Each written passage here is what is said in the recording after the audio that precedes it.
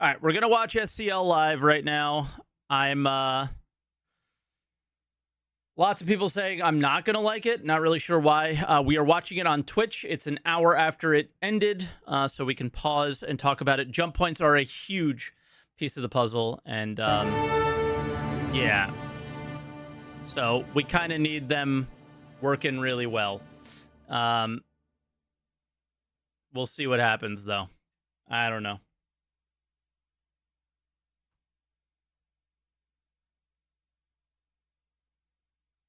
Specific room.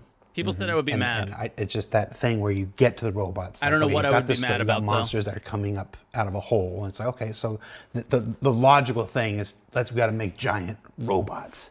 But I'm like, they got that sword, and the sword it like cuts through anything. And I'm like, skip the robots and just build a grate over the hole made of that sword. But what if there's a new hole? But there wasn't a new hole. That's the thing. Apparently, they've been fighting these monsters for 10, 15 years or whatnot. The monsters keep coming out of the same hole. It's like, just cover the hole with a grate made of that sword stuff and just make one a lot less work. Is that what you said? I said Pacific Cheese Grate. Oh man, I'm blinded by the lights.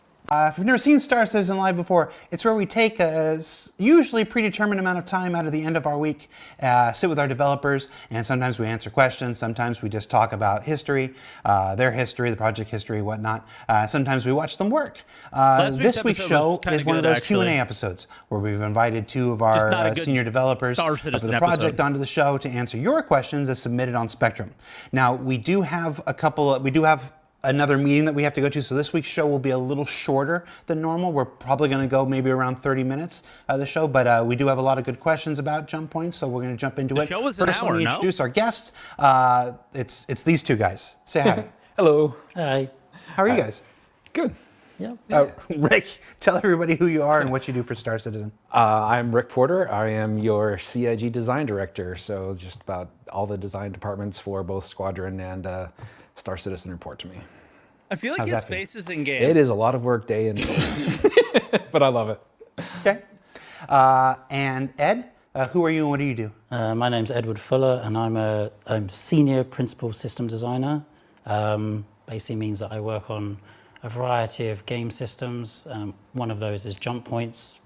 The other one I help out on fire as well. Senior principal. Not a lot of senior principals. It means you've been here a long time. Yeah. That's not just the reason, though. How'd you get that title? You have to call ATC for it? Yes. No. But there is an aspect of staying here for a long time. But you also you've got prove your worth. That's how I think I do it. I was going to say that's as in my experience. My experience is I've been here doing the same thing for 10 years, and I've had like 7 different titles. The job doesn't change though. They're just trying to figure out what it is that I do and how to file me in the paperwork. Because my job doesn't really exist at a whole lot of other studios. But all right, so today's topic is jump points. They're big, they're bad. I know he's like more than a community manager, but he's a community manager. Right? I don't get it. They've changed visually quite a bit since we showed it to you just a few weeks ago. He's a fucking community manager. Can't wait till you get into testing. You're going to see how they look even cooler now than they did when we were showing them to you. And other game studios. As for the Q&A shows, we put a thread up on Spectrum. We let folks submit their questions, vote which questions they wanted to see answered most. He just does it better. Over half the questions were just variations of 2 specific questions, which we will get to. We won't hit you with them right off the bat, but rest assured we will get to those 2 questions that represent more than half of. I didn't ask any questions, and I don't think I'm going to ask any more questions for all the questions that were in the thread. So let's just jump right into it. Whichever one of you wants to jump on this. The first question is, will players with crime stat be allowed to jump at the Pyro Gateway, as transient jump points will not be in 4.0.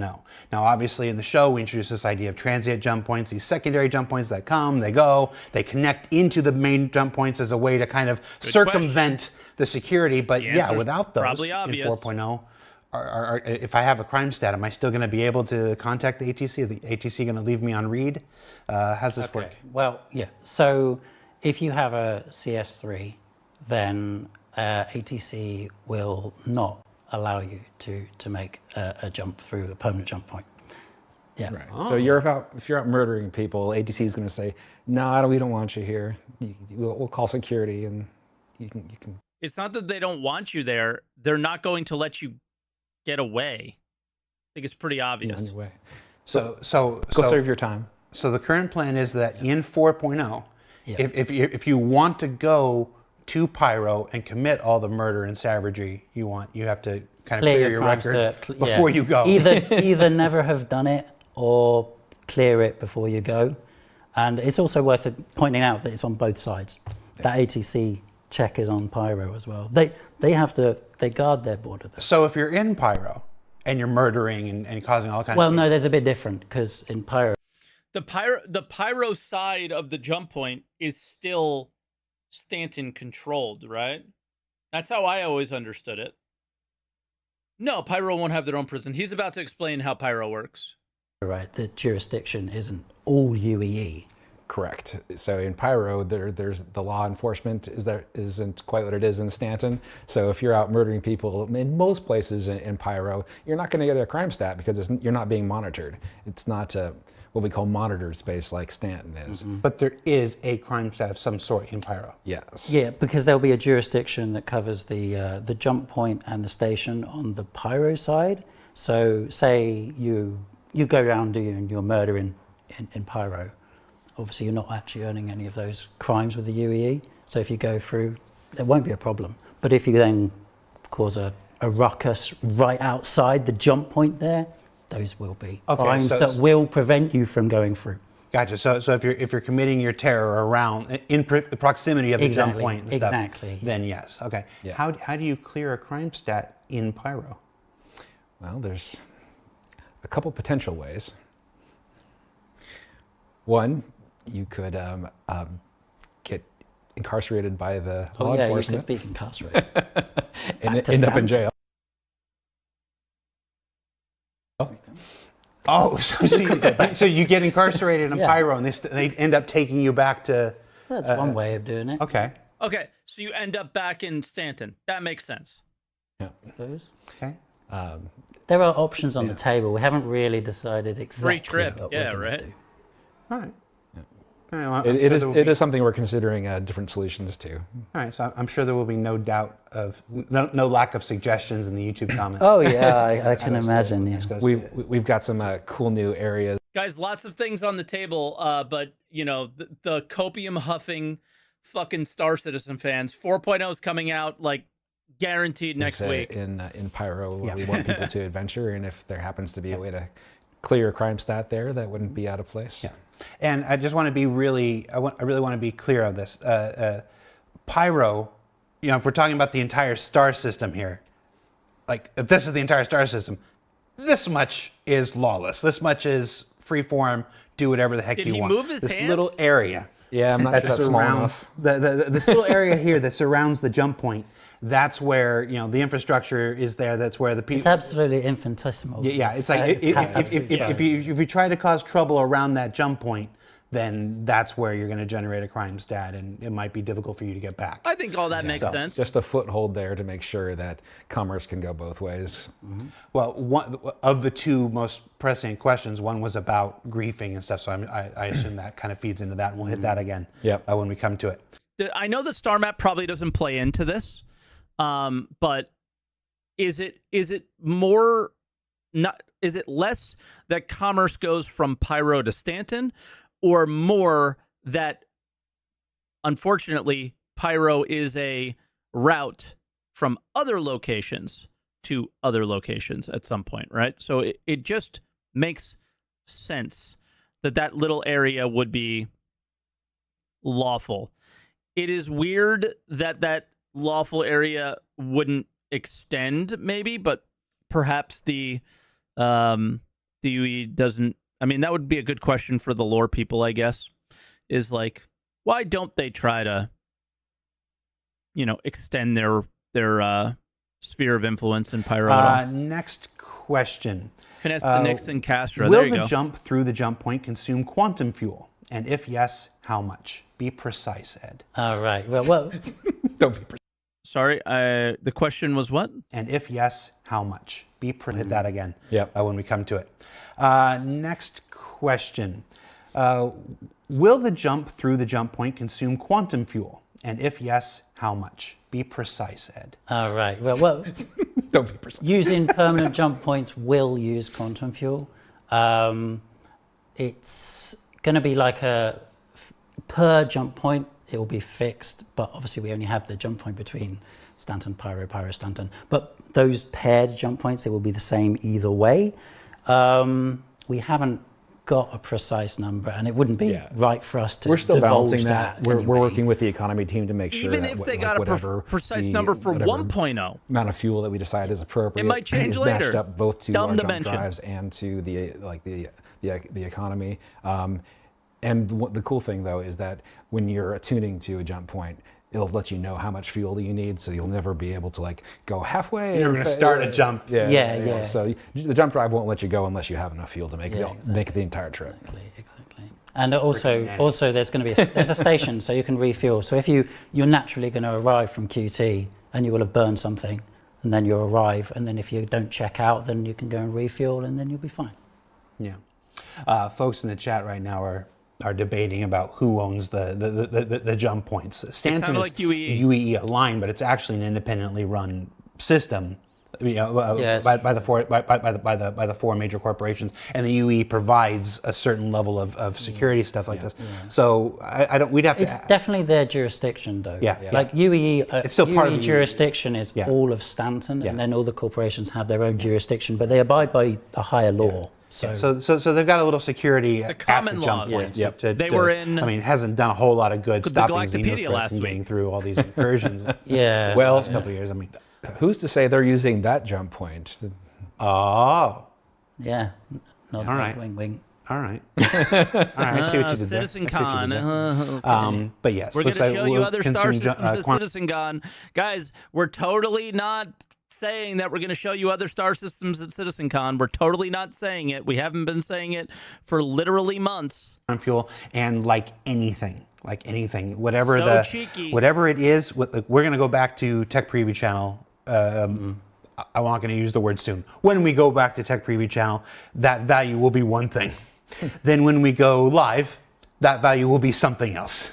And then by the time we hit 4.1, that value will almost certainly be something else. That's part of balance in an MMO and everything. So it's not necessarily something to freak out about. Test it, give us your feedback. Let us know what's too much, what's too low, and stuff like this, and we'll continue to dial it in. We will almost certainly adjust this. Somebody says, I'm actually hyped for other star systems, though. Of course, everybody is.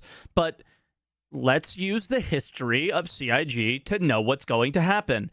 We are going to show you Nyx. We are going to show you Castra or something. We're going to show you this. We're going to show you that at CitizenCon. It might be a couple planets that are very incomplete. It might be a jump point. It might be a gas cloud, right? It'll be the system, but it's not going to be the system, That's what it is. No 1.0 beta. Who the fuck said that? Nobody said that. It's obviously going to go to 4.24, and then you'll get Many 1.0. times over the course of the development. Everybody You're going knows to that. find that Final release. Yeah, that answer applies to almost every answer you ever hear on Star Citizen Live or ISC. This is a live service MMO game that we're building. It's like this. So there isn't anything. There isn't anything at this point that I would say is absolutely set in stone. There are things that we have very strong intentions for. There are things we have very strong intentions not to do. So this, but I think we've all been here long enough to know that new people come in with new ideas. Old people are here long enough to have new ideas, to learn things, to learn more than we did when we started here and stuff. So we're never afraid of that better idea. So Jared's work with new us, line. we'll work with you, and I think we're all very confident we'll get to this point where it'll be a happy and fun experience. What's stopping us from falling out of the jump tunnel and arriving earlier in the other star system? Kind of like a shortcut. It's not a shortcut by any means. First of all, in order to fall out, you have to take enough damage on your ship that your jump drive overloads and can no longer support, your travel through to the tunnel. So you're gonna take it. And we just saw fire, so that's a thing. Your ship is going to take damage, wear and tear. Like you're going to come out of this in not great shape.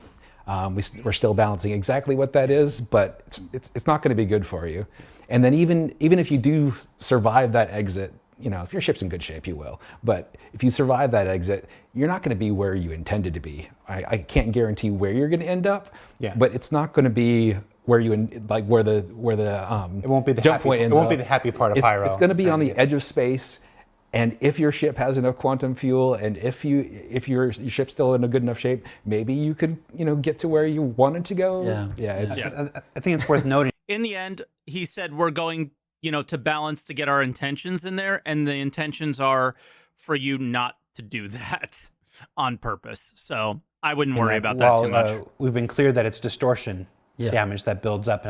The effects of distortion damage today on ships that are in the PU today versus on ships with the resource networking is going to be different. And wear and tear on components. Yes. So we as we showed with fire yesterday on ISC, and if you haven't watched it, watch it. Oh yeah, you could be on fire. And not only fire, but I think we're going to see a resource network update from Jared, if I remember. It was one of the things that he listed out that we would hear about. I feel like that was one of the things that we would be hearing in the next leading up to SitCon. All these short out, all these component shorts that are that the distortion damage cause can be starting fires. Drain, you went into a jump tunnel and your ship wasn't in the best shape to next begin few with, weeks, thanks, Jake. and then you get launched out of that. You may take enough damage from distortion that you have a catastrophic malfunction on your components. Right? Yeah, lost That's just the the stuff components, we're doing lost intentionally. fuse. Who knows what's going to happen if we don't intend? And all of that happens systemically outside of the jump point itself. It could even be during the jump. You might be like riding the tunnel and picking up distortion, and then some fire breaks. Don't ride the edge. Stay in the middle. Keep safe. Keep safe. Okay. How difficult are these jump tunnels supposed to be? Oh, good question. Well, I mean, that's... Because a few times we've shown them over the years. Sometimes it's this, crazy, and sometimes it's just kind of... I mean, to a certain extent, it's expected to be like a bit of a roller coaster. For the permanent, like the stable ones, like the reason why they're so important is because they're large enough to be stable, and pretty much any ship can get through there. Yeah, like the highways of commerce. Yeah, exactly. They're reliable, right? But it's right. There is a difficulty to every jump tunnel, right? So yeah, you can't just specifically. Coast. Yes. You can't coast. You can't walk away from your seat because you have to fly it. You have to avoid the edges of the tunnel, all the obstacles in the tunnel as well. But the actual difficulty, there's also factors like there's going to be like turbulence in the tunnel. So when you're flying, you'll feel turbulence, and you'll have to contend with this. And smaller ships will have more turbulence, so they'll be contending with it even more. And then you have the larger ships, which will have maybe less turbulence. But then they also have to deal with the obstacles in the tunnel, just as the small ships, and they have less space to maneuver. So there's quite a lot of factors in there, even between ships. Just because it's a massive tunnel doesn't mean the little ship has an easy time, and it doesn't mean just because the big one has less turbulence has an easy time either. They have different kind of gameplay experiences. So is there a place for player skill in 4.0? We're only going to have the one jump tunnel. Yep. So we're just talking about 4.0. You say one, but they are procedurally generated. Yeah. But is there a place for player skill in this? Is this just gonna? Is this just you have to pay attention and you'll be fine, or is there actually going to be some people who are good at this and some people who are bad at this? For 4.0, it shouldn't require a lot of skill because this is a permanent, stable jump point. And we're not going to craft the procedural experience to be super tough, because we don't want people to be crashing out just going from one system to another on what's supposed to be a major tradeway. Now, when we come to transient ones, that's where it gets spicy. Yeah. Serious question: how the fuck is Pyro to Stanton a major tradeway? I'm still trying to understand that.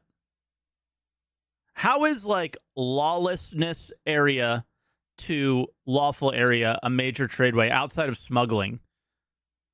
It's an interesting one. I feel like Pyro is losing its Pyro by the minute. The more they talk, the more it sounds less like Pyro as we knew it before. You know what I mean? It's now sounding like a fucking Space Dad area. Yeah. I think people will still probably fail, and some of them will choose to fail to have the experience. Sure. Of what But it fail sounds looks like it. It's weird. When we did the episode, and this is We're never going to know until we play to it. me, having done this for 10 years, I always think this is obvious, and there's always people who have just joined the project. Okay, well, Jake Acapella, who community manager at Star Citizen, says, unless his titles change, who the fuck knows, their titles change all the time, Pyro has always been an interim system between a few of them. Yeah, that's the only argument here, is that unfortunately you got to jump through Pyro to get to. So it's hard to think about this in Star Citizen, but if you guys have ever played Albion Online, and I'm sorry for the pause here, but I'm going to bring this up just so you guys can see it and understand what I'm saying, because I don't think I can explain it. Online map, I guess. Albion Online zone map. This might be it. I don't know. Yeah, I think it's hard to say. But basically, there are blue zones, there are yellow zones, there are red zones, and there are black zones. And each zone is increasingly more dangerous and more painful, essentially. Best map? Oh, this is the Star Citizen map. But so this is what people are referencing. But maybe we can use this as that reference.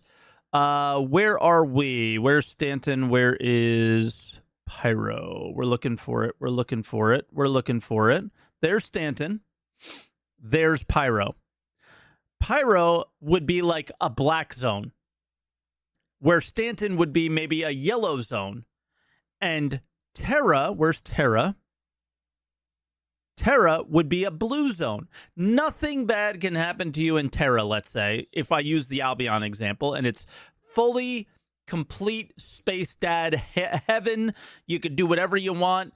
You can look at your spaceship, and the worst thing that can happen is the wind blows it, or you get a force reaction, right?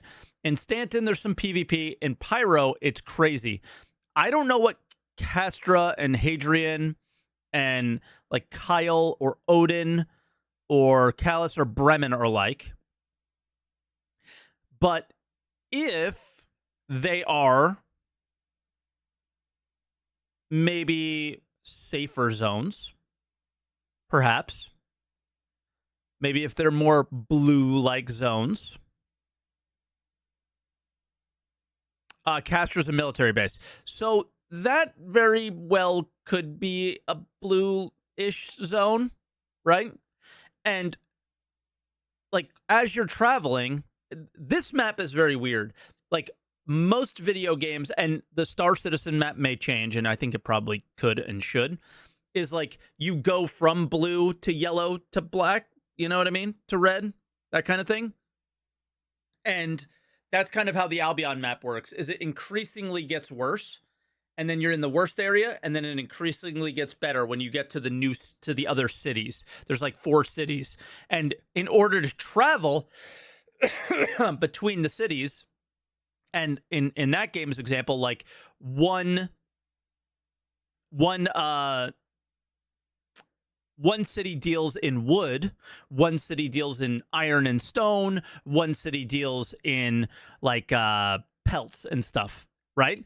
So you always want to travel between these systems because you can't have everything all at once. Star Citizen, we don't really have that yet. We don't know what they're going to do with that, but the idea here would hopefully be Odin to Nyx to Castra to Pyro is like, well, something is in Odin that people in Stanton or everybody really wants, and something is in Genesis or Charon here that everybody really wants, and you got to travel through dangerous systems to get to them. That's the thought process there. I I don't know if that's actually what happens. 2 weeks before. But if that's what they mean by it is a big trade lane, that's what they mean. I just don't know what is causing the trade lane looking at that map necessarily, but we'll have to see. Before a show comes out, and I have to remember that's not always obvious. Everything that we show in ISC is work in progress. When we did the episode on jump points, the obstacles weren't there. The obstacles weren't there. Yeah. The obstacles weren't there. Will obstacles be there when we launch for 4.0? Is that still our intent? I just saw a preview of that earlier this week. I'm excited. Yeah, Okay. it's in game now. We have that, yeah. So while it wasn't ready and available to us when we did ISC, but the obstacles that you still have to. Yeah. Okay. They can be in different They're currently in dev. Okay. Cool. That also goes for folks who watched yesterday's fire episode, by the way. It's like, hey, some random shots could start a fire. Like, yes, if you shoot the thing for like 3.5 minutes, you might be able to start a fire. Yeah, we weren't going to sit there for 3.5 minutes and just stop the show for 3.5 minutes. That would be so shooting stupid. fire. So we showed to the last like 3. But like I said, our community is so fucking stupid that you would have needed to put a note there. That's how dumb this community is. That Jared literally needed to put a note there, didn't, and got comments about it where he has to respond to it in this video. Insane. Seconds of it igniting. But you have to, again, things that I sometimes think are kind of obvious, just always good to remind you that, yes, and a thing that takes 5 minutes of shooting, you heat it up enough to start the thing. We didn't show you 5 minutes. We showed you the part where you saw the thing happen. Yeah. Some of those values Jared. are simply to make it easier to debug stuff. To make fire. Yeah. It won't. Let's see. So I think how to word this. Why was Spectrum of Polaris literally 50 threads whining about fire. That's why I don't go there. How will the different jump drives affect jump point gameplay? They don't. Pardon me. would be my guess. Yeah, sorry, I just had a take frog this in one. my throat. Well, no, I mean, do you want to talk about No, it? go for it. All right, okay. Okay, so Should have warned Pete for that. No. I mean, we've already kind of talked about the turbulence in the tunnel. So that ultimately jump drives have an impact on how they fly. So the main ones are like how ships fly. Oh no, I've got something in my. You're gonna have to take this. He's got something in his throat. All right, fair enough. So we have different sizes of jump drives, and those more or less correspond to the size of the ships. They will affect how well you are able to handle the turbulence in the jump tunnels. Yeah. And now I've got my voice back. It's like also like it's the steering of the ship. It's the yaw, roll, and pitch. The speed and things because you actually have to fly your ship. You still use Your drive jump actually drive affects your ship determines handling? that? Yes, because ultimately you're not when you're in that jump tunnel. It's the experience of controlling your ship is similar to being out in normal space, but your jump drive is allowing you to manipulate your ship in this space that is between So space. the jump drive becomes the engine and the thrusters. So in a matter of speaking. To an extent, yeah. but you got to imagine like this jump tunnel is this stream of energy, and if you're not aligned to that stream of energy, you're gonna get pushed the wrong direction. So your jump drive is actively helping you stay aligned to that stream of energy in the tunnel. And then the different sizes just make that process easier or more difficult. I don't think they're waffling. Well, I think we're in a there's situation also where they're trying to explain something that naturally you would need to experience to understand.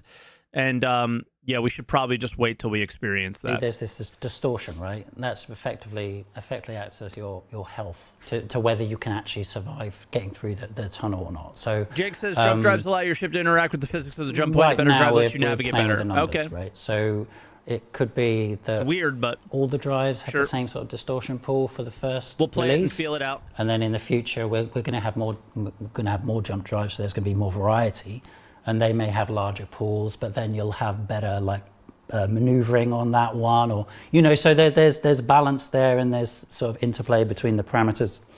So player choice will still be a factor of choosing which jump drive is suitable for the way you play. A question I didn't see in the Spectrum list, but I've seen a couple times in Twitch chat. Good job, Twitch chat. Combat inside the jump tunnel. It was already Well, answered. we know to sync up, and then you have to switch to nav mode, and That's true. And that's going to disable your weapon system. But once you get in there, If you switch out of nav mode while you're in the tunnel, you will get booted out. That's and a take fail. damage. Yeah, it's a fail. Interesting. Any time your jump drive turns off is a fail. oh, because switching because it out of must be nav tuned mode. and Twitch it must chat. remain tuned for the entire Bad job. experience. So it's systemic, right? If it turns off for any reason, it could be distortion that turns its functionality off, or it could be it sets fire, or it could, someone could sabotage it. It could be anything, but it's the same thing. It fails. Now, we've got a ship. What's one of those ships that have like the big loading area in the front? Like the Ironclad. Obviously, the Ironclad's not in 4.0, but now you've got 5 dudes out the front of your ship with railguns. Like, I'm not locked down by nav mode, bitches. Well, And they start firing at the guy in front of them, guy or gal in front of them. Sounds like something that that sounds we like need to test. something we need to try. But maybe it's fine. It's It not could be fine. fine. I mean, It's just one of those things that systemically, like, we're going to have to prove out how it works. But like, weapons I don't expect to function the way you might expect in the that's in the tunnel, simply because of the physical mechanics are different. could be ballistic trajectories Yeah. change in there. I mean, Once it leaves the zone of your ship, like, all bets are off. Yeah. I'm just going to say that when this goes back to test realm, whatever, I can't remember what it's called right now. PTU. Preview channel. Avocado? When this goes back to preview channel and stuff, the first time people go through, they're going to like, yay, jump points, yeah, I got from one system to the other. All right. Now let's try to kill people. Like, Sure, that's what happens 5 minutes after. Yeah. But the Then they go in, they start loading people up with rail you guns. can't really and- do Sure, it. but the current design that is anything that leaves We the can do it zone in of your preview. ship gets booted out. So like, if any projectiles leave the zone of your ship, they should theoretically get booted out of the tunnel. Theoretically. But So it hasn't been tested, folks, so it's on you. we have a lot of testing left to do. I'm gonna go upstairs and tell the Did you guys hear that? Q3 though, they have a lot of testing left to do, but Q3, it's definitely coming on time, Engineers. 100%. So we had this really zany Yeah. realization. Fortunately, the Until railgun it does not doesn't. have a jump drive. Okay. No, that's the whole point. If it doesn't have a jump drive and it wasn't tuned it from the falls start, it's going to fail. Okay. Yeah. We'll try it, people. I want to know. They don't sound like they know, do they? They haven't tried it. Try it. Let me know. But by the We time will. they play it, we will have done it. Oh, sure. Okay, fine. Sorry. We'll have Ruined decided it what for we're them. doing. If I brought it up and ruined it for you all You right now, I'm did, sorry. you fucking dick. I'm sure Oh there'll be my some edge god. cases we didn't catch. I actually ruined it. Why was a 2D entry point system where we sit here waiting for my turn to jump without shields, please grief me, system chosen for jump point access instead of the 3D sphere several million kilometers wide where people can enter at all directions? This is the question this is one of the 2 questions that was Good basically question. half of all the questions. It's why have we decided, I'm going to put it another way to be more succinct. Why have we decided to group everybody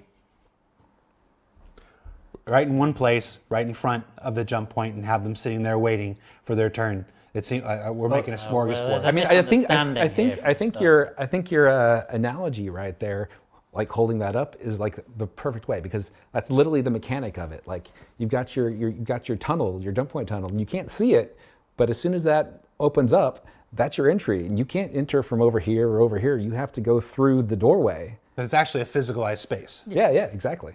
Okay. Okay, so, but now that That's the tunnel, yeah. So if that's why people have to enter from one specific direction, because it's a physicalized thing. It's a physical doorway. What do we? Space.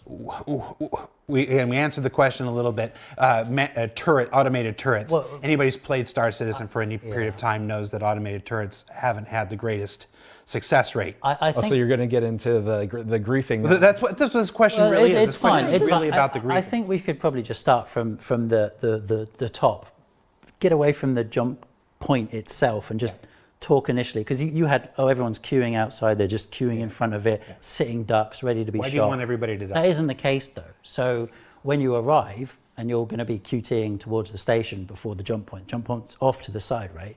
So you're going to be arriving there, and you're going to call the ATC, right? So when you call the ATC, and let's say they do put you into a queue, you're already quite some distance away from the jump point. And as long as you're within range of the ATC, you're in the queue. And the range expands past the station and past the jump point. Does anybody trust their queues after playing 324? So this is a huge range. And in that space, you can be in SCM or nav, you can be buzzing around, you can be tens of kilometers away from anyone else. You can put space between yourself and you're still in the queue. You're still in the queue as long as you don't leave that really big range. You don't have to stay in nav mode. You don't have to stay in nav mode. Okay. You can defend yourself from people. That's a misnomer that you have to go cool and then sit in a big line ready to be shot at. That's not the case. Okay. So that's the first major change. It's not a change, but that's a clarification of exactly how it works. Yeah, thankfully it's not interacting with instances. Then we're on to turrets and AI. There's definitely AI Navy ships there. There's definitely turrets. Yeah, I know. I shot myself in the foot. But that's what it is, right? These things are in our game, and they are going to be the thing. I'm sure we're going to make them more potent or something. Well, the thing is, we want to keep the world as much of a simulation as possible. It's a dangerous verse out there, but we don't want to make it punishing for people who just want to go through a jump point, for instance. So we're going to have things to protect the player there, whether that's turrets or AI. And if those security ships and those turrets aren't cutting it, we will take more drastic measures. Well, that's bullshit. The drastic measures you've taken against griefers is banning them, right? Because you don't have the ability to take the drastic measures in game to make these things fucking work. Listen, the people who got banned probably almost definitely deserve to get banned. But the excuse for banning them was we don't have the means to deal with this with an in-game solution. Therefore, we banned you, right? Certain griefers should be banned for things that they do, right? And their behavior. People should be banned for many, many reasons out of video games, right? Yes. But everyone knows, and Jared pointed it out, that the options that they are using to defend us have never worked. Ever. We're not telling them to come up with better solutions. We're not telling them to do anything other than keep working towards making those solutions work. And letting us know, or just armistice zoning those areas until they do. Or I don't know what the answer is. But the answer isn't, at least I don't believe the answer is how they've handled it up to this point. Right? And that's where we're at now, is even when they open the stations up to be kind of shot at and things like that, it just never really worked out well. And it just opened up griefing and opened up things, but never actually made the game better in that way, at least in my opinion. I don't know. But turrets and AI have never been the answer. What happens in 4.0?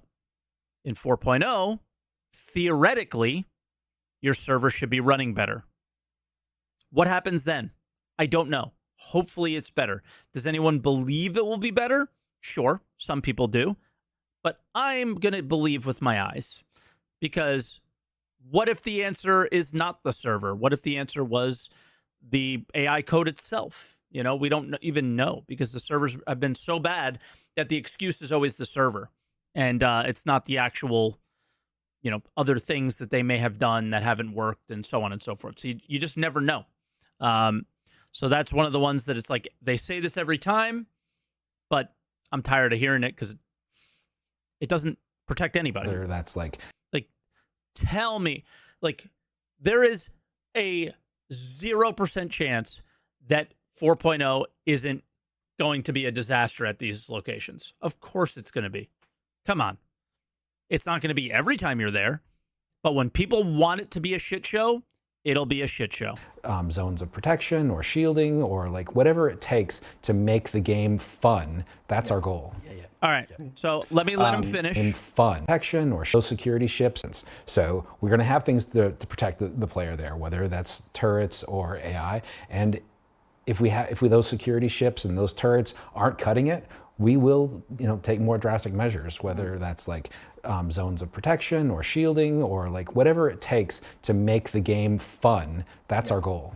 Okay. That's what we want to hear. That's the answer you give.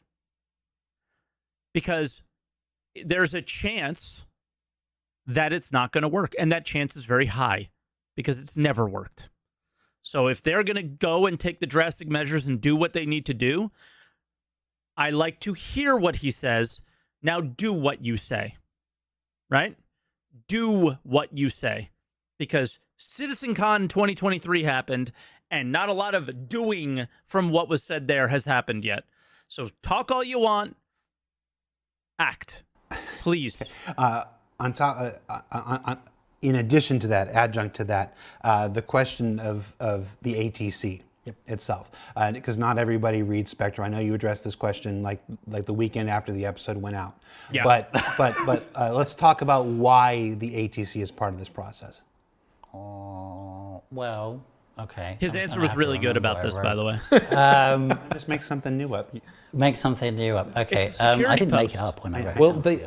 I'm going to take this. Yeah, please do. 'Cause I mean, the ATC is there for the permanent, stable jump points. They're there because the powers that be, in this case, the UE security forces that are controlling this to maintain law and order in the system, they've set up shop, and they are like controlling people's jump drives, so they can't attune to the portal within that sector unless they give them permission. And that's the whole purpose of the ATC. It's like your jump drive on your ship, when it comes within But no gate, I know. the radius of these stable, controlled jump points, it's controlled by ATC. You literally can't attune to the jump point unless AT gives you the right to do so.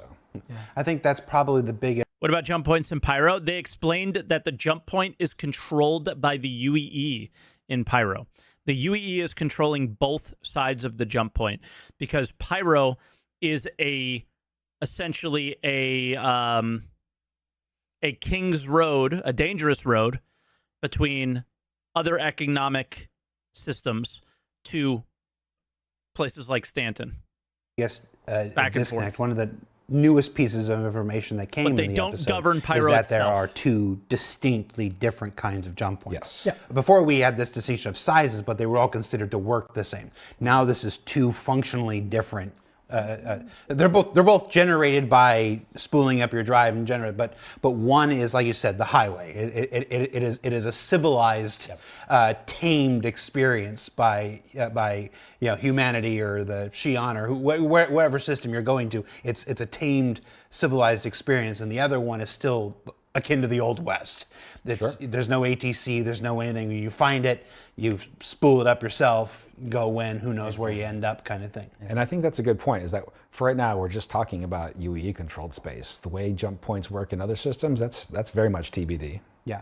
Okay. I'm glad you mentioned that. That's cool. We are talking about this specific jump point between Stanton and Pyro. Obviously, Thank you, there's a tremendous thank narrative you. reason why the UEE would not want this jump point to just be open. Well, would not want this yeah, jump I point to mean, just be a free Yeah, it's mode their of travel. border. It's their border. They protect their border. I mean, obviously, past experience demonstrates. Yeah, I think he's going to say it, but his answer on Spectrum was, these things are a checkpoint. So you don't just drive through it like a highway. You stop at it, they check your papers, and then they let you go. That's what the point of the ATC is. They're not very good at It makes protecting sense. their borders. But as Rick said, they might come from somewhere else, and they're actually really good with this jump point. It's just that the other ones come from somewhere else. Thanks to jump points, like the universe is a bit of Swiss cheese, right? So, but there's the stable ones, those that they know about, those that are consistent. Those are the ones that they can at least maintain some control over. So that's where they invest. Okay. And then so we had already hit it before, but the next question was basically about gate campers and stuff. So just to revisit this real quick. So as far as protective measures, turrets, I knew I should ask my question, but I'm done.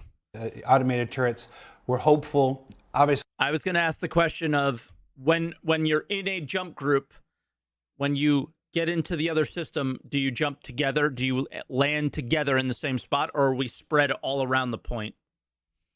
Say automated turrets up to this point have been dependent, there? Okay. like a lot of AI systems are, on server performance. One of the things that we're very hopeful for. I feel like we weren't going to get to it. 4.0, with the advent You of asked server it? meshing, with Awesome. the distributed load of these things across multiple servers, that kind of performance will improve. People who have played on Tech Preview saw how much deadlier AI was when they played against them. People who have jumped into a new server that hasn't degraded can tell stories about how absolutely devastating the AI can be. So it is one of our. Oh yeah, I mean this is the thing that they say all the time, but is server meshing going to stop servers from degrading? What's going to stop them from degrading? You add more of us in, then what? I don't know if that's the answer to the AI or not. I don't know what the solution is, but Hopes through, but this will bear out through testing and whatnot, is that what through the causes advent of them to server degrade? meshing I and don't know. distributing that load across multiple servers, lots of things. AI probably. turrets will perform much better Yeah, than they have in turrets the and past. AI. Yeah, I mean, yeah, if they have enough server performance on their side, they are lethal. Yeah. But then, if that's not enough, like you said, there are other avenues. We don't want to just hit it with a big, heavy hammer right out the bat. We want to try to build up. Some part of this is intended to be dangerous. Yeah, exactly. If we were so prescriptive from the start, it would completely eliminate some area of gameplay. Like we could do that, and then it would completely nullify something. But we like to kind of work the other way. And I think there is zero problem, zero, with there being an armistice zone around the jump point. None. Fucking shield bubble, whatever you like, indestructible. I don't care. I see no problem with it. I've played a number of MMOs, and there are gates where there is no PvP allowed at those gates, and everybody hates it because they lose when somebody gets to the gate. But everybody uses it, and everybody understands it, and it's in every MMO I've ever played. Every MMO I've ever played. You got the idiot who's going, I'm in the gate, I'm out of the gate, I'm in the gate, I'm out of the gate, I'm in the gate, I'm out of the gate. and they're cringe, but they exist. And I don't see anything wrong with it. They don't want to go in that direction initially. I think in the long term, they'll come back to reality of what everyone else does, and because it works, and that's what'll happen. And you know what? You're going to get a lot of people hanging out at gates, and there'll be social areas and things like that as well. Maybe you never know. and try to maintain some of it, but I think it'll be also fine. not. They'll figure it out, letting but the griefers win the whole thing, right? they always want to make it We've difficult. got some technologies that the players already know about, like green zones and stuff that can be implemented. We also have, not that we want to. I see your face. We also have some technologies we haven't shared yet that we're hopeful to come online that might also apply to that. I don't want to spoil that there, but it's one of those things. I just want Technologies they haven't shared yet. Okay. There are people here. There are people who work here who want absolute carnage. I'm not going to lie to you. There are people who work here who just want blood and fire and death, and God go with them. Then there are people like me who I tend to be, treasury and secretary of the Care Bear fan club here. I'm just telling you who I am as a player. So I tend to be like, let's preserve the experience. Let's make things as fair as possible, whatever. Like anything else, the answer is going to be somewhere in the middle. Yeah. So we're starting a little closer to here, and then if it's too much, we'll adjust. We'll find it. Part of my job as a design director is to make sure that the game is fun for everybody. If you want to be a griefer, I'm going to give you that experience, but the people that don't want to be griefed, they need to have a safe place, and they need to know where they can go to be safe. And we need to make sure that there's places in the verse for them. And a good example of that is the big changes to the space stations we're going to talk about next week's SCL. You know, green zones on Pyro space stations, but then the creation of contested zones. So there are areas for safety and security, even in Pyro. And then there are areas for absolute carnage and chaos and stuff like that. So, next question. I'm gonna It was find the mentioned guy in the ISC that who wants exiting the the wormhole carnage. I'm will be looking a for sort it. of shotgun approach to minimize collisions. We all remember in those first tech previews, just to minimize collisions and reduce the impact of gate camping. But how will this shotgun approach affect groups intending to coordinate their efforts, such as orgs jumping in to remove gate campers? Will partied up ships arrive closer together than unaffiliated ships, or will everyone be at the mercy of any clusters of enemies in their exit vector, potentially far from allied assistance? Okay, so it's a very long question. So yeah, it's a really long question, but I think I came. Hold. I have found it.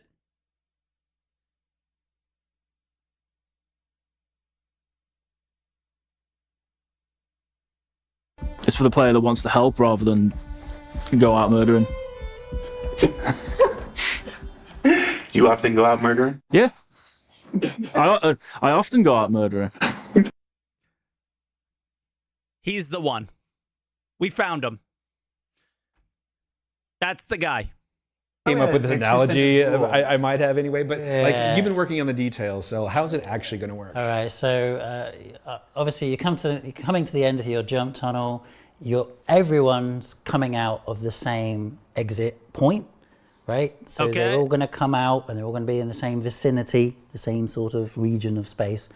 The point that was being made with this shotgun approach, or shotgun effect, or whatever it was we said, is that it's really it's that we have a slight divergence of the paths of those ships as they emerge, and the whole point of that is they're still going to be in roughly the same bit of space. They're going to be like maybe a kilometer across from each other or something like that, Okay, that's good. within spitting distance of each other. Basically, it was just that divergence. The shotgun is the divergence which allows them to not rear end each other on exit.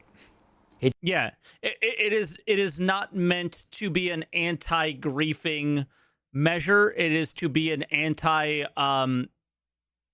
running into each other measure, because that's exactly what happened to us. I wanted to make sure that we come in together because it is the only way to defend yourself in the age of master modes. Master modes is very much a Zerger's paradise. And if you're not together, you're dead. It's not that you come out all over the place and then you're like, I'm not going to be able to see where are anybody. you? Where are you? Yeah, it's not going to be like that. You're going to be there with your friends and everyone else who came through. I and if assumed you that need this is to how it would put up be. some kind of defense. But that's the problem with ISC before SCL is it's a 15-minute show. They want to make it look pretty. They want to present it a certain way. And you're never going to get all the answers. And then weeks later, we hear this and you get the answer. And those couple weeks in between, people are freaking out, myself included, and it sucks. But yeah, I got no issue with the way they're doing things. I love the TikTok approach to ISC. Let's present it in a pretty way. Then let's bring the devs on. You can ask your questions and we answer it. I think it's fucking awesome. I'm not knocking that at all. I think it's great.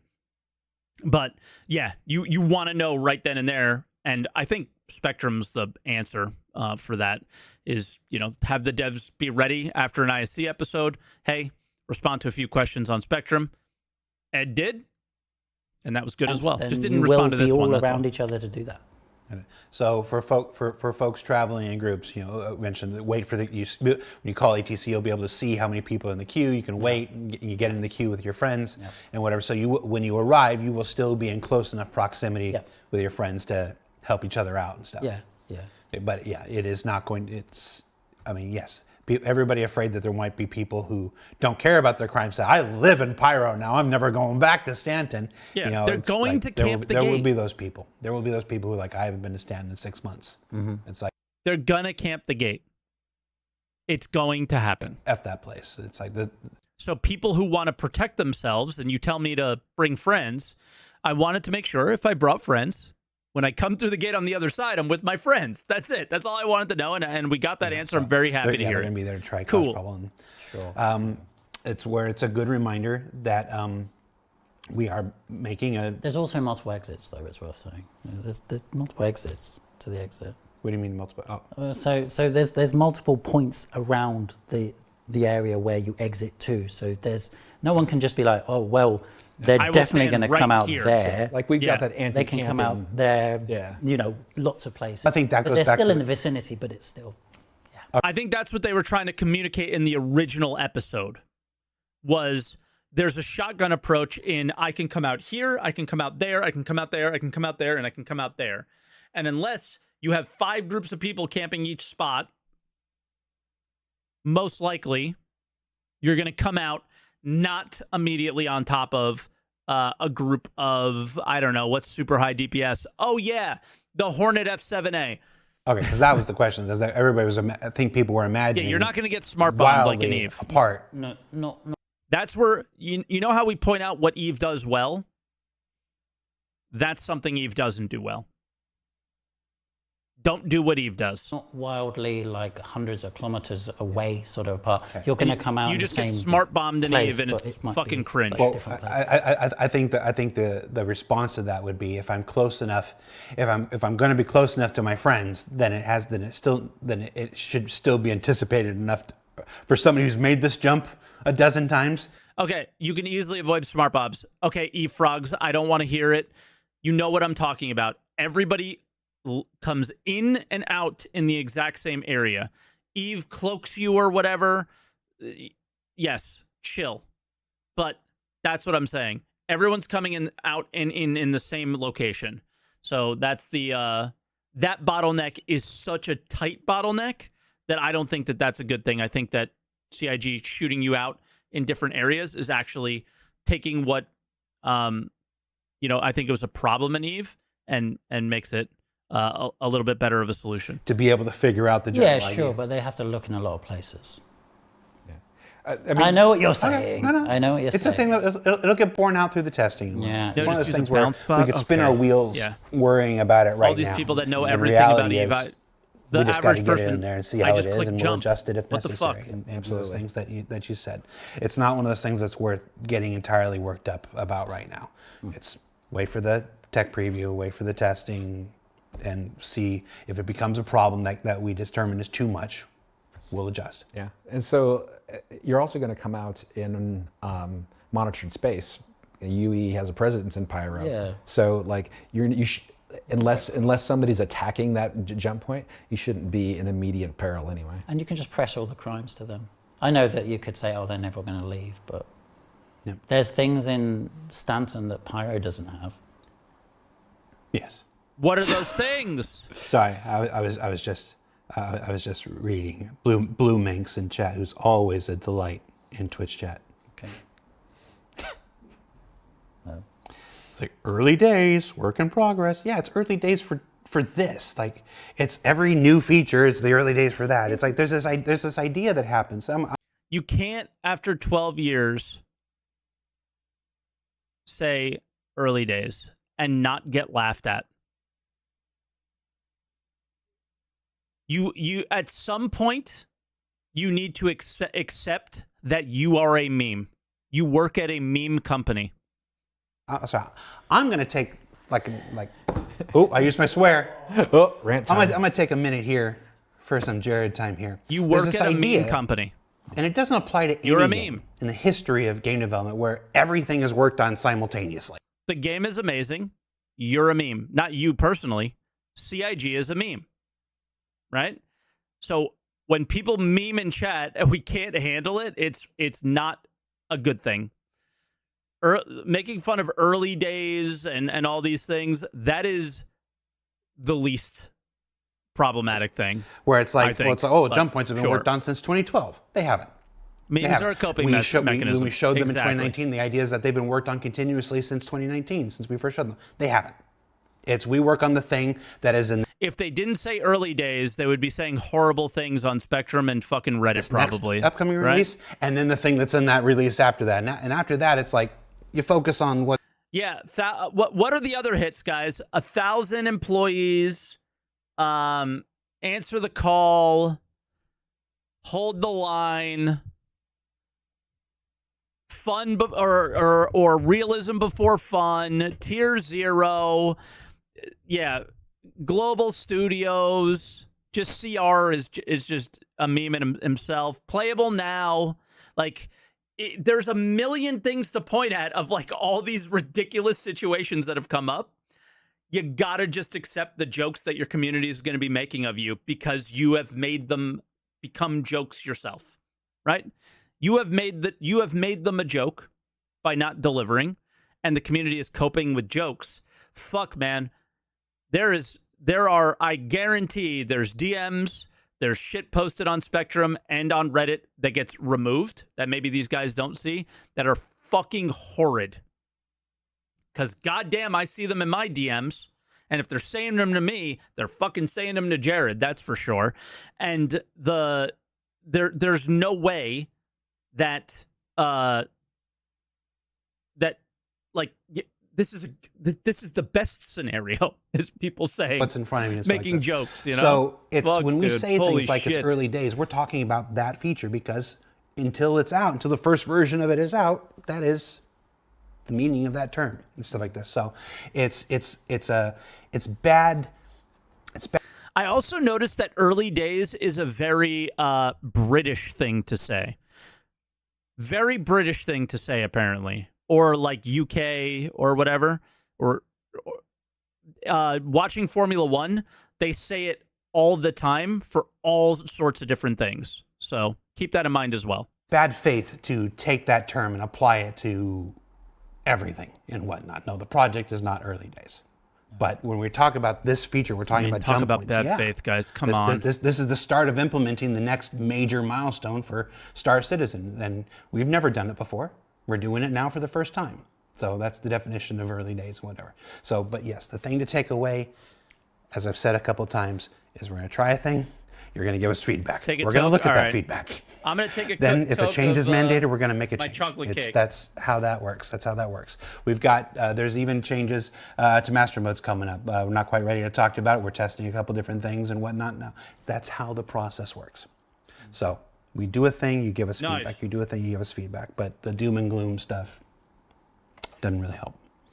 All right, that's my aside. Ed, I don't know, I just decided this was your question. What happens if you kill a crew member or pilot during a jump? Where do they respawn? Yeah. Oh, so good question. If anyone dies through misadventure whilst in a jump tunnel, then you will simply respawn wherever you last registered your spawn point. Makes sense. Gotcha. So if I Wherever that is. if I make it to Pyro and I go through and I have some adventures and whatever, and then I die.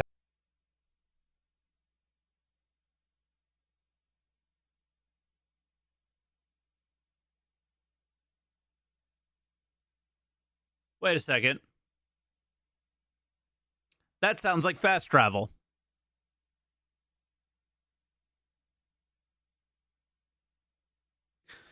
Yeah. Obviously, if you're traveling with stuff, you're going to lose that stuff. But I'm just trying to think of a scenario of what would be a situation where I would absolutely use this. I'm thinking this. This is the scenario I'm thinking. I live in Pyro, but I can only buy I've been using the Argo Raft in 324. It's really good. I can only buy the Argo Raft at Hurston, but I really want to use it in Pyro. So I buy it in Hurston. Can I claim it after backspacing in Pyro? And then I don't have to do the jump at all. Maybe.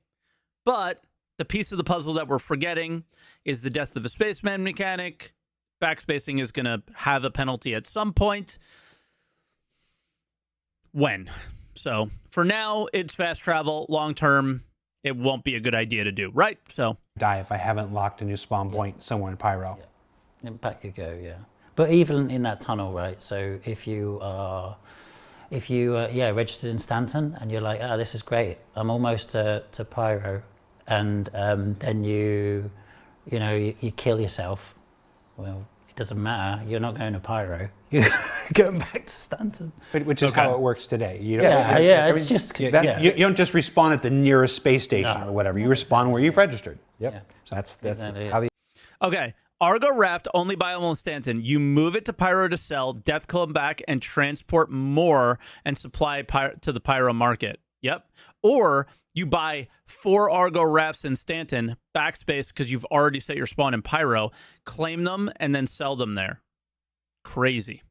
system is intended to work. But equally, you could have also Maybe registered insurance. yourself Maybe insurance changes as well. Let's not forget that part. for your medical Ursa inside your ship, and that. I mean, you're going there as well. Nurses. So you don't have to go back. But you can't sell if you ships were either, prepared so what for the that, fuck I are we suppose. talking about? Nursing. I don't want to say it. I'd say it at work, which I'm What kind of are we at work, imagining?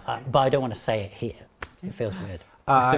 Can you tow ships through a jump point? You can't tow ships, No. period. No, you can tow ships through quantum jumps, No, you can't. but you can't tow a ship through a jump tunnel. The SRV towed ships for literally 5 fucking seconds. 5 seconds, and then it broke, and it was never fixed. Come on, dude. Ask you again. Why do you hate fun? It's Bugged Mike. These are the designers, guys. You're representatives of your game. No matter what position you're in, you're representing your game. I get it. But at the same time, it's still, again, if we didn't laugh, we would be angry or we would cry. So let me laugh. Let me laugh at our misfortunes. Please. Please. systemic thing, right? Because nothing can be in the jump Because tunnel it's that our wasn't tuned misfortunes. to it and stays attuned We're the to ones it who bought the for ships the and entirety wanted to of play the with time them. to get to the other And side. can't. If we let you do that, you'd be towing a ship that it would instantly fail. Sure. It's what I was saying earlier. Anything that's not in your ship's zone is not considered part of your ship, so it gets booted out. It also makes This is sense one of those things why that you happens when can. you develop systemically and Jump not just point. create a bespoke feature for every little thing. And if you want to take another ship through, a jump tunnel, a jump point, there's other ways to do that. Like Bring it inside you. that's one way, yes. But we can only do that with a few small ships for now. But again, so at some point in the future, that'll work. Hopefully, Liberator Hull C attaching ships, maybe. That would be cool. Can But the again- ATC play Jump by Van Halen on the first jump? If I didn't laugh, I would cry. Everything here is a joke. It is not that serious. I'm just laughing at how the SRV worked for literally 5 seconds. Jump each person makes? I'm not even going to answer. Yes. Yes, it can. And you just signed on for the licensing, I'm assuming? Yep. I'm going to go talk to the Coming out of audio your team now. paycheck? Yeah, it comes out of your paycheck. That one. It's if you do it on your own, yes, you can. You have the power. All right, so that does it for our Not anymore, Jazz. 4.0 questions. We're going to end up using the full hour anyway. Congratulations, guys. Something weird happened with sitting in chairs and putting them on ships or whatever, right? What's wrong with the SRV? It doesn't SRV. Yeah, we're for long haul. You can't meeting quantum can travel wait. with anything. Let's. What are they going to do? They're come in and stop us. Let's go. Some of these questions were beyond. We're for the future of jump points. So let's touch a little bit of these. That brings us to the big jump gate in the room.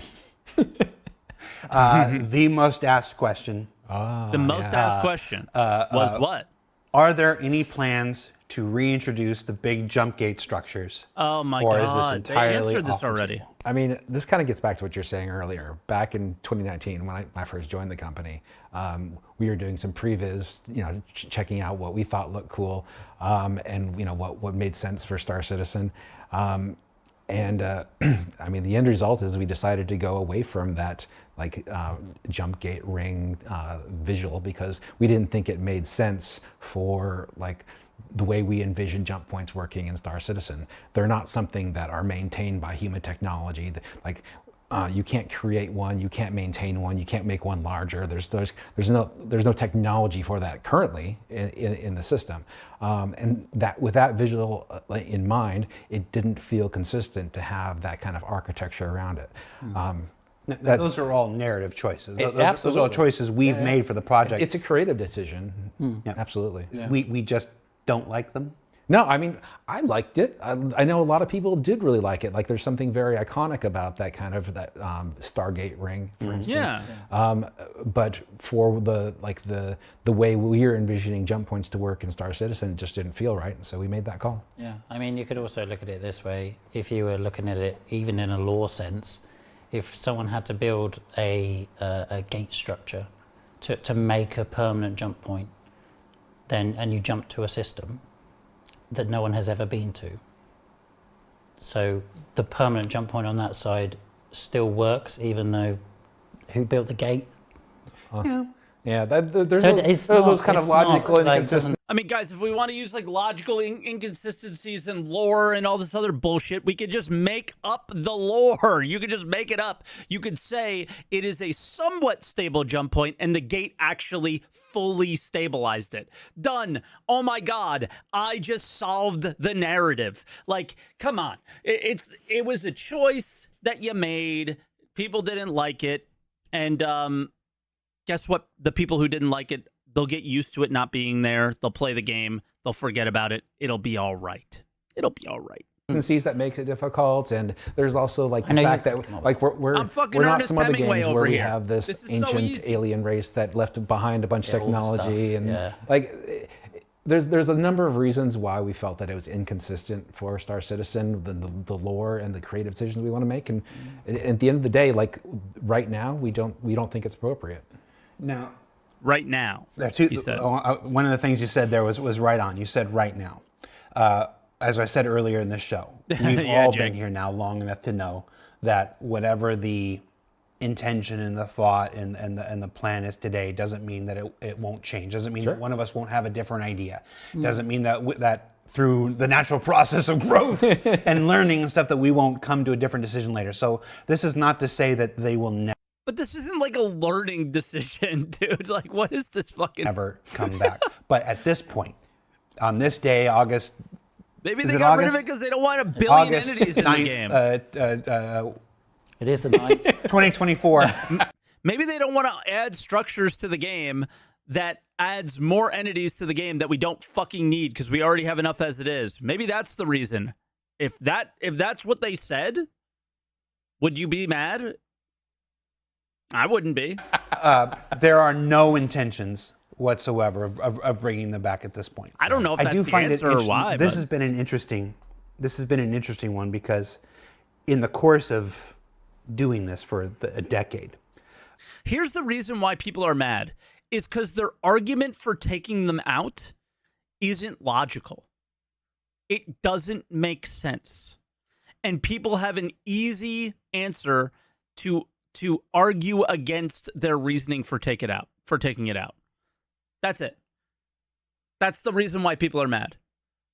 People wouldn't be mad if it made sense to them to take out the gates. That's it.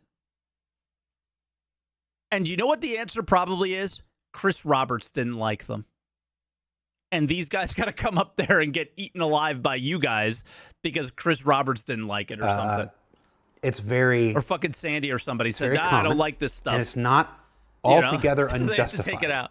Like, that's probably to what say happened. that a lot of decisions the Star Citizen has made are very visually driven as opposed to gameplay driven or sorry, not all. Some there are some things that get lumped into that are unfair, but there are plenty of things we've deserved over the years a certain amount of criticism for prioritizing looks over functionality and stuff.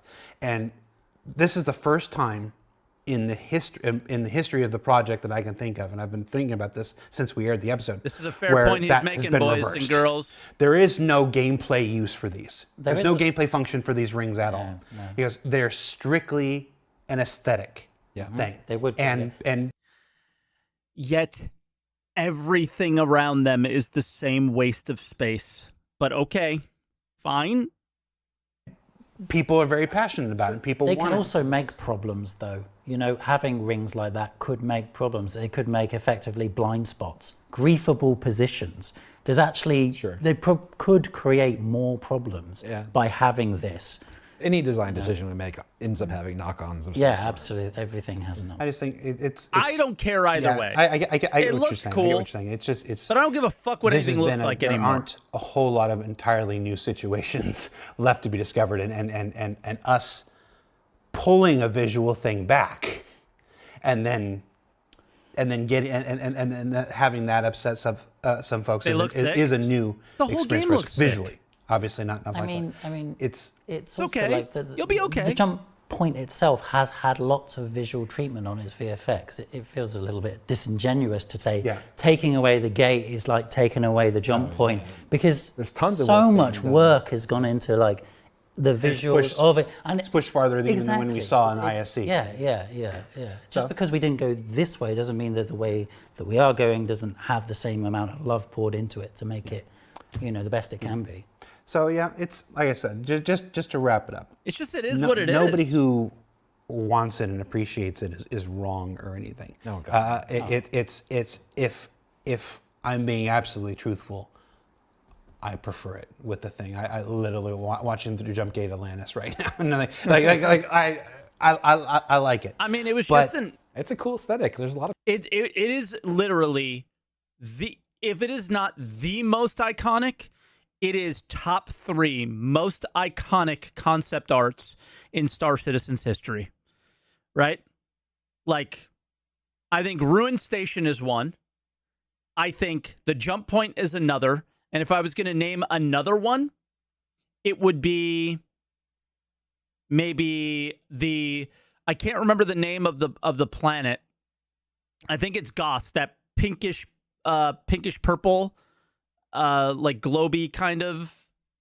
That was pretty iconic. So yeah, lot of people that like it, both fans and people here. Yeah, but there has been a movement. It's subtle. We've only had one major release so far, but there's been a change inside Star Citizen development that I hope will become more apparent as more releases go out. what he's about to say, I can't listen to anymore. I just want to see it. That of more focus on gameplay, more focus on can't listen to it performance, anymore. more focus on systemic natures, and less being driven by purely eye candy. Absolutely. And this is one of those things. Like I said, we've only Early had one days, patch. yep. since Oh, this shit, is the my thing, bad. So it's not completely evident yet, but I believe We're that early days as in we this get change. 3.24 out and 4.0 and stuff like that, people will start to see that we've turned a corner. I think we're never going to give up the visuals. Like No. this is good. This is always a gorgeous game. And you can't have good It's- gameplay without those visuals either. Yeah, but it's Yes, you we're can. trying to balance that now, The and I think fuck? that's part of what this is. It's like we don't need that. Let's see if we can do it without it. Let's see how it plays without it. Let's see if we can make an experience that's rewarding for players without it. And our intention is not to bring them back, but RuneScape is an infinitely better game than this game. RuneScape looks like a fucking child made it. neither one of us are going to sit here and look down the camera and say they will never come back because we've all worked here too long. You know, there's too many possibilities for change. The verse is way too large. Yep. All right. Is the unified jump point size system a permanent solution, or will we see small, medium, large jump points make a return in the future? Yeah, they said in the Right now, the intention well, I mean, like, let's just I guess break then that down. for Let's the break love it down, their right? Yeah, design for we this. know they're there for transient. We don't Yeah, need to talk transient, about they're all we're different talking sizes. permanent. Permanent ones, right now, the first one is large, and that's our Yeah. intention, and I'm sure you're going to tell. So, Sure, like the intention is The that back pedal the or reason whatever. why the reason why the permanent ones are so important is because they are one size fits all, and that's currently Yeah. the intent. Whether in the future, That it makes sense from a design standpoint. It makes sense from a gameplay standpoint.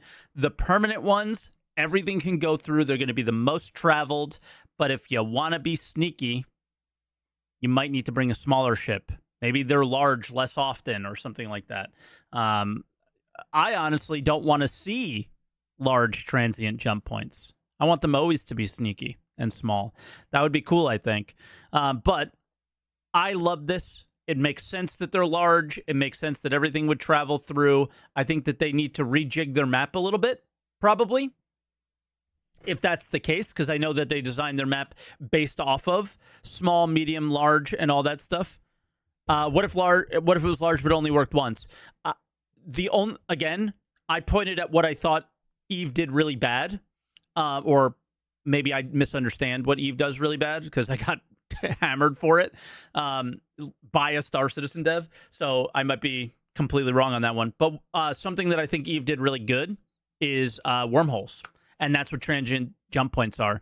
Wormholes in Eve, now correct me if I'm wrong again, it determines how much mass goes through it. So each ship has a mass. Each ship in Star Citizen has a mass. And the amount of mass that has traveled through that jump point determines when that jump point closes. So, yeah, 100%. So if a large is one whole C's worth, that's fine too. we have stable ones that are different sizes. Time will It's tell. super cool. But for now, the reason why those are so important, the reason why they're maintained by ATC is because they are the most useful. Yeah. Okay. We didn't really want to. Don't really want to like. And if anybody thinks these guys aren't looking at Eve and definitely designing some of this stuff from there, transient jump points sound exactly like Eve wormholes. The entire time they sound like Eve wormholes.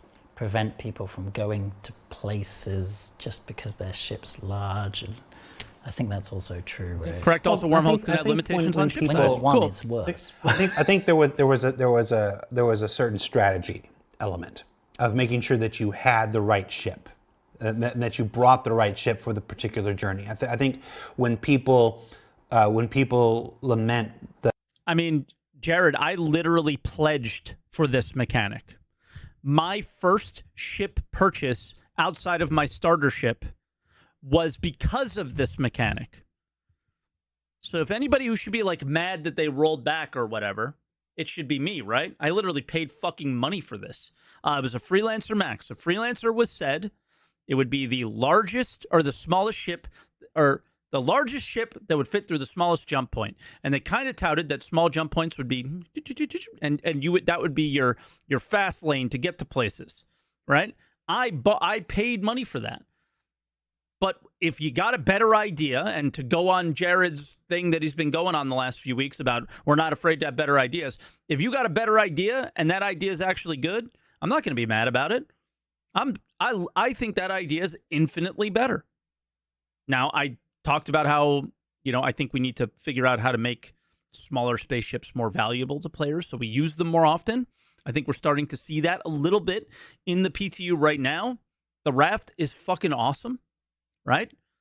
96 SU, not 696 SU, 96. And it's a really good ship. the one size fits all thing. They lament the loss of a strategic element of interstellar travel.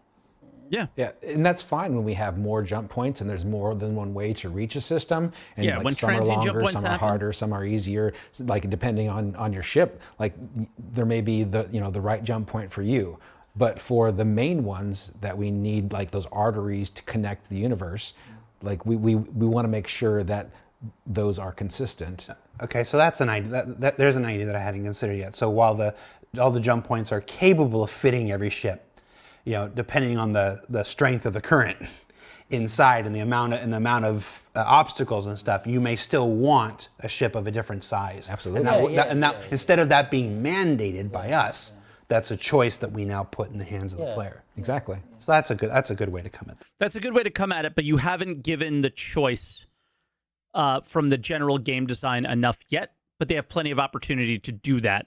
It's early days, by the way. So the thing that I think is sort of something to point at, though, is, yeah, there may be arteries, but the star map should not be set in stone, and maybe we remove some of those arteries. Perhaps we remove a few arteries that we used to have, and perhaps you have to search for a transient jump point to get to certain systems or something like that. That could be an option as well. The arteries that we currently have do not have to connect to every single star system in the way that they do right now. That's an option as well. So we have one jump point going to one system. Anything can change as far as that in the future. Another thing to take away from Eve, I believe wormhole space is its own thing. You don't travel to wormhole space via normal means. You only travel to them via wormholes. So maybe there's certain systems that you only can travel to through transient jump points. It's an opportunity. It's an option. It's something that they can do, right? And I still stupidly have faith that these guys know what they're doing and will figure something out. And that thing will be fun because they still talk a good game. They haven't acted a good game yet. Not all of them. Some of them have. Like, hell, I keep pointing at Zach and the FPS stuff. I think it's been pretty good. But because they still talk a good game, I think that they know what's good, and the execution just hasn't been there yet, right? And it's hard to execute in a game like Star Citizen because they made a lot of insane choices of scale and planetary or procedural planets and all this other dumb shit. That is awesome, but dumb. And dumb from the standpoint of this game's never going to happen. Glint is great. That's one arguably bad choice in a sea of, I think, many good ones. So, yeah, Glint sucks. And there's probably better choices than Glint, but yeah. Good answer, Rick. Thanks. Good thinking. My job, right? Do you All need right, more? we're just jumping way out into the there's future. plenty We- of good changes that were We're made. going to fill to the say that hour. people did good. I'm sorry. Keep, Just tell the producers I'm sorry. Also, love the podcast, Ed Frag. I listened to it yesterday, They were going to fire me by now. They or did. for the last couple of days, actually. What can you tell us about how transient jump points will be discovered in the future? That, I think I mean, you're taking yeah. So more information on that. that sort of exploration of transient jump points is something that I'm pretty excited about because It's I a want to sitcom build thing. more like places of interest in the universe in general. You and can link it then jump if points you are want. a cool one because like we want to have this kind of Swiss cheese effect of like you can go from like one system Just to people are another asking. in various ways. Like we were just talking about like having a variety of different jump points that fit different ships. But how you discover those, like a jump point has a radar signature, and just like every radar signature, that signature is unique, and so different radars can have better sensitivity to different types of signatures, and different radars can give you different information about those signatures. We're hearing a lot about radar. Like how, That we didn't how know. strong it is, how far away it is, like how, Well, we how kinda knew long the from tunnel Monthly is, Report. how big the tunnel is. Like there's a lot of stuff that we could potentially give about like those transient jump points when we have a lot more of them, and finding them with the right radar and the right ship. Like I expect that our exploration ships, like the Carrack, for instance, which is like our flagship exploration ship, I expect that to once we build up. Does DJ know about this radar? He's literally making it. These radar- And I'm pretty sure he wrote the monthly report that explained everything he's said so far. So DJ's not taking notes. He literally made the notes that this guy's reading. Radars that are specifically created for exploration to find things like jump points. They will be attuned to find those at greater distances to give you more information. So that's where we're heading with that. One of the major talking points, our ISC on Resource Network ahead of 4.0 is in 4 weeks, maybe. 4 weeks. I'm No. flying to Germany to shoot it here real soon. One of the talking points is if folks remember many years ago, 2017, 2018, John Crew and I wrote a series of articles for the website called The Shipyard, where we broke down the future of ship development and the components.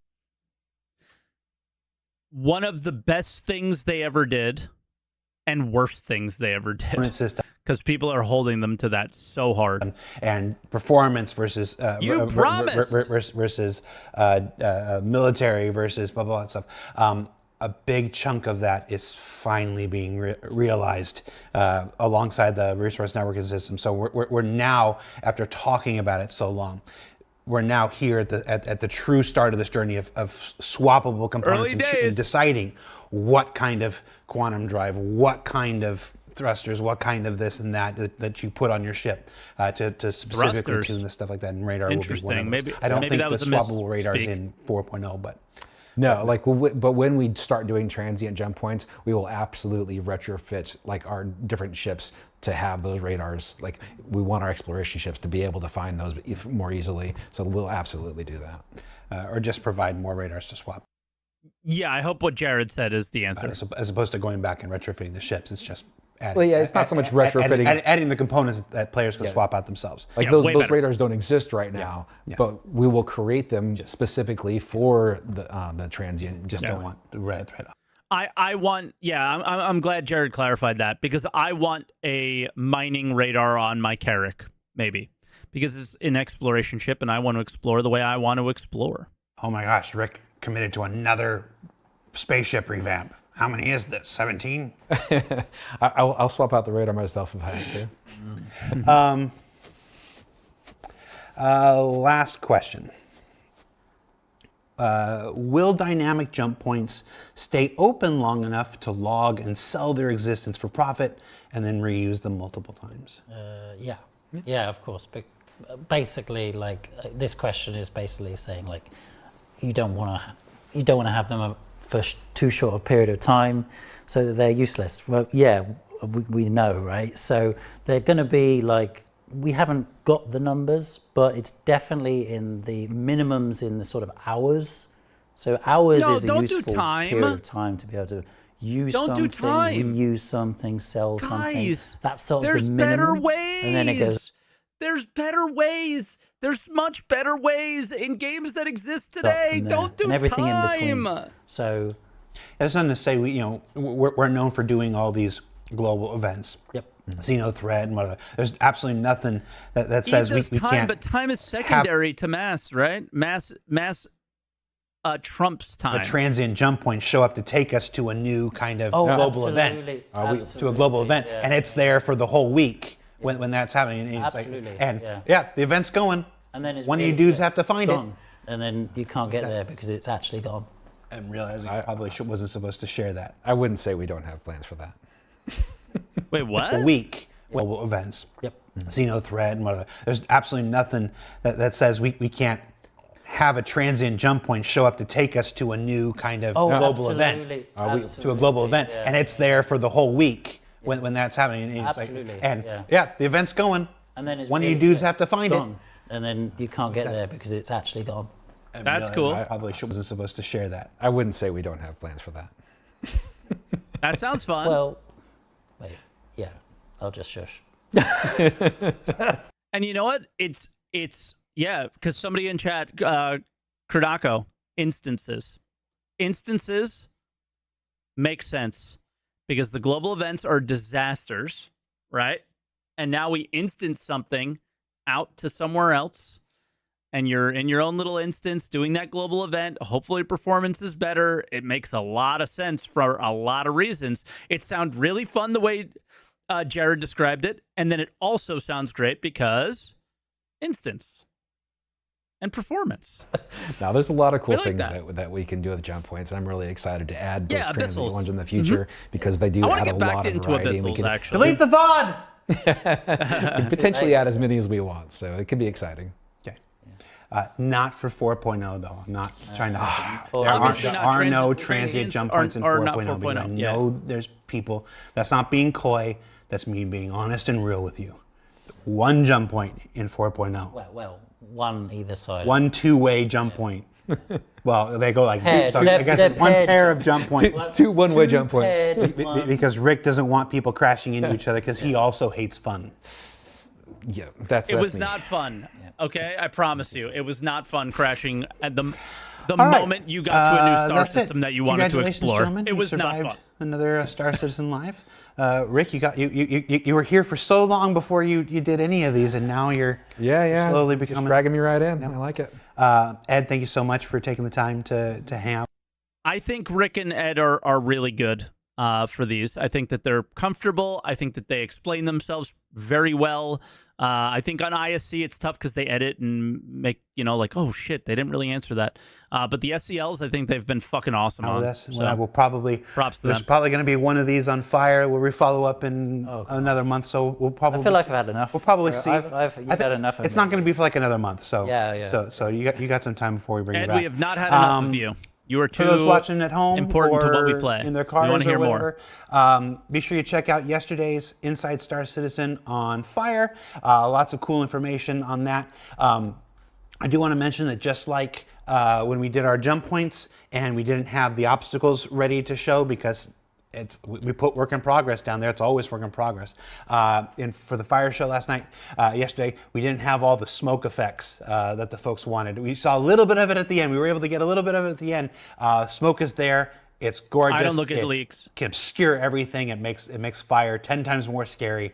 We'll let you discover that on your own when you get to tech preview and stuff. Cool. Yeah, people were like, "Yo, where's the And then smoke?" come back next week on SCL. We'll have Con and good. George and Manuel Hyder from the level design team will be following up on the contested zones and asteroid bases that we talked Nice. about last week on ISC. They'll be here. They'll be Again, this approach to ISC and SCL is the best year for Star Citizen content from their side by 10 miles. It's not even close. thread on Spectrum. You can submit your questions on Monday, and then on ISC we go down to the surface side of Pyro for a look at social gameplay. Social gameplay all in the Pyro. things there are to do that isn't carnage and chaos, and there's actually more than one. We filled the whole episode of it, so check that out. I didn't mean to like nervously gulp there. It's time to find out what restrictions they're putting on Pyro, basically, right? That's how I look at that. It's time to find out what restrictions they're going to put on Pyro. How hard are they going to lock down certain situations and things like that? Very curious about it. I do think they have taken Pyro and made it weird. But that was entirely. I don't know what that was, but no, it's coming along real cool. We're gonna introduce you to the Headhunter Gang and the brand new Citizens for Prosperity. They were called Citizens for Pyro for a while. I think they're called Citizens for Prosperity now. Okay, so that confirms that name was changed. Yeah. I don't remember what's about. So be sure to check that out. Thanks for watching. That was Rick. That was Ed. I'm Jared. We might do a raid. I don't know. If there's a raid, say hi to whoever we raid to. Be nice and take care, everybody. And we'll see you later. Bye. Bye. Good episode. It was fun. I think that they need to chill though. Like, we're going to make fun of you, right? It's what we're going to do. We're going into the 13th year of the game's development, and most things don't work. And we are in like one of the worst, what feels at least like, and I hear it being said by so many other, at least people on the internet that are voicing their opinion. This is like one of the worst times.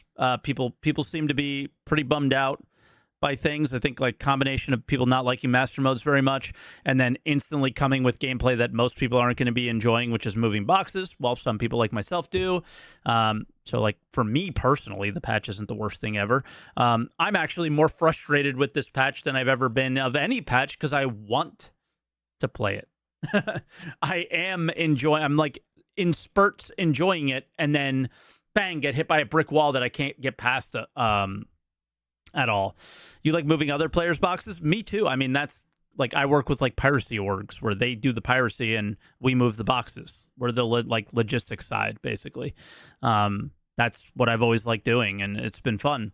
But you know, I do see the potential of cargo missions and things like that, building rep, maybe getting faster times, maybe, or loading times, cheaper loading times, little fucking skins and shit. That stuff's fun too. And who knows, like maybe better tractor beams, more powerful. Who cares? Doesn't matter. But I could see the gameplay being enjoyable for me, and it drives me nuts that I keep hitting these brick walls that are getting in my way. But as far as the jump point stuff, I don't remember hearing anything that I was like, no, that's horrible. Outside of maybe, I hate the jump groups, and I hate the idea of the answer being NPCs and turrets initially. When we know it won't work, it's weird. I think you go the other direction. You know what I mean? But I think you go the other direction and then bring it back to opening it up when you know turrets will work. But how will you know they work if you don't have them? So I don't know. Outside that, it was a good episode. I think it clarified some things. Certainly clarified the only issue that I really had, which was, hey, if I'm in a jump group, I need to be coming into Pyro or into Stanton, whichever direction I'm coming from, in my group, with my group, close to me. And they answered that one, and the answer is, you will. And that's all I need to know. I'm very happy with anything else. And then they hinted, it was a lot of hinting at a bunch of things. You know, there are things in Pyro that are not in Stanton. That is a great thing to hear, because that is Space Dads wanting to go to Pyro and coming back to Stanton. Hello, Space Dad extraordinaire here. And that's good. So lots of good things. Lots of things that bothered me, but none of those things were about jump points. It was just about mainly their reaction to this community not being happy with them. Get used to it. Start delivering, or we're still going to be angry with you. It's like, it is what it is. 5 years ago, everyone hated me. All of a sudden, people are starting to go, God damn, this thing this guy's been harping about, I'm starting to agree with it, because they don't ever deliver, right? So it's just one of those. But anyway, that was SCL. Enough ranting at the end, and goodbye.